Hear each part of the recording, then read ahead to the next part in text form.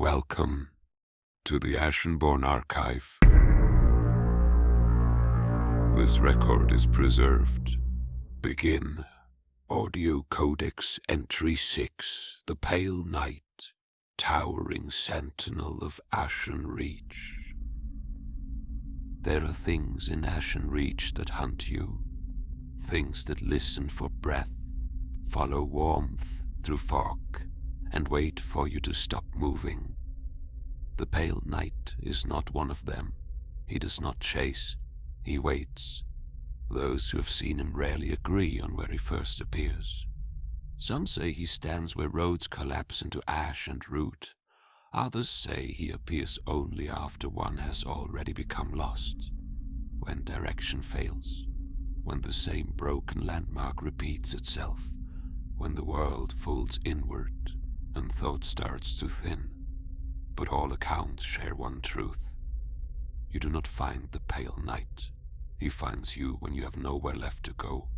He is vast, not in mass but in proportion. He towers like a dead tree stretched toward a moon that no longer belongs to the sky. His limbs are long and spindly, bending with a slow, dream-like grace. His armor is pale, narrow and worn thin, hanging from him as if made for a body that never finished becoming real. He does not move with weight, he moves with purpose. At his side is the blade, a long, narrow, thrusting sword, straight and moon-pale, almost too delicate for the ruin around him.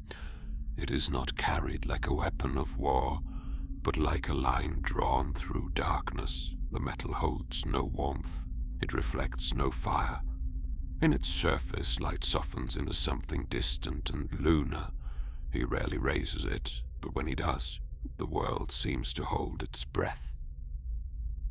In his other hand is the lantern. It burns with a cold blue glow, not flame, not HollowLight, something quieter. The light does not flicker, it hums low and steady, and where it touches, AshenReach begins to remember itself. Paths straighten, distances settle, the ground ceases its subtle shifting. For a time the world behaves. He does not speak. There are no words beneath the helm, no command, no promise of safety. And yet, people follow, not out of fear, not worship. Something deeper, recognition, as if some part of them understands that standing still is surrender. And so they walk, never beside him, never close enough to touch. He remains just ahead, his lantern swinging in slow arcs through the fog. Those who try to close the distance find the road stretching beneath them. He cannot be caught. He is not meant to be. There are stories of those who turned away, who saw something familiar in the dark, something calling with a loved voice, and chose to follow it instead. The Pale Knight does not stop. He does not turn. His light continues forward, unbroken, as though the loss was already written into the path.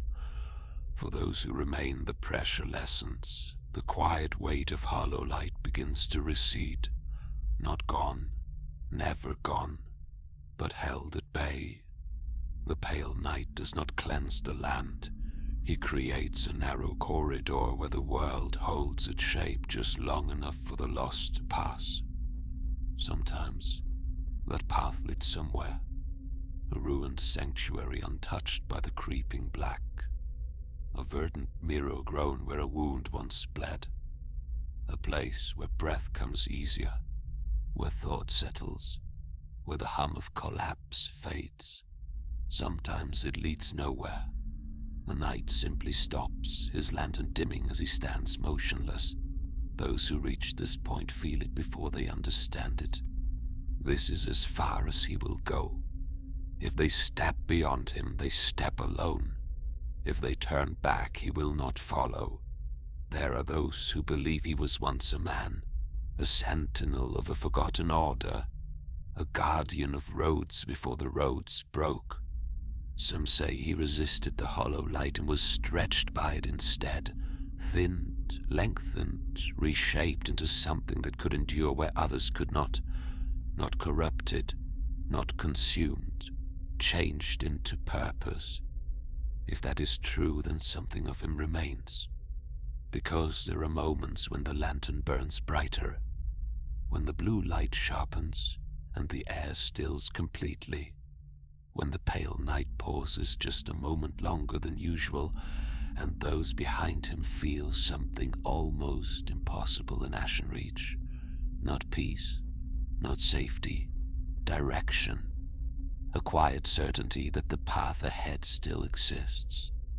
There are whispers of what happens when something crosses into that light with intent to harm. The pale knight does not rage. He does not rush. The sword lifts once, slow and precise. A single thrust, a pale line drawn forward, and whatever stood before him is no longer there, unmade. He is not a savior.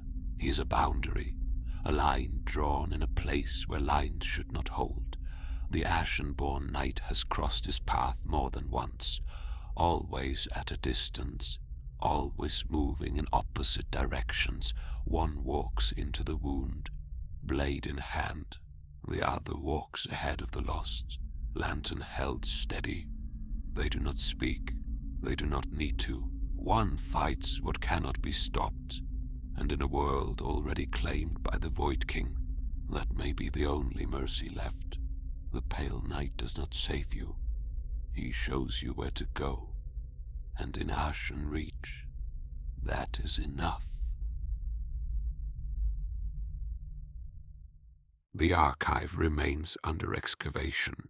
Its fragments exist not only within this audio codex, they have taken physical form as a collectible Souls-like trading card game, carried, exchanged, and engaged in ritual duel beyond this place. Those who would hold the relic fragment cards may seek them at ashenbornarchive.com. The archive's presence endures across the outer channels. Seek the social archives listed in the show notes. Follow if you would continue, or remain and forget.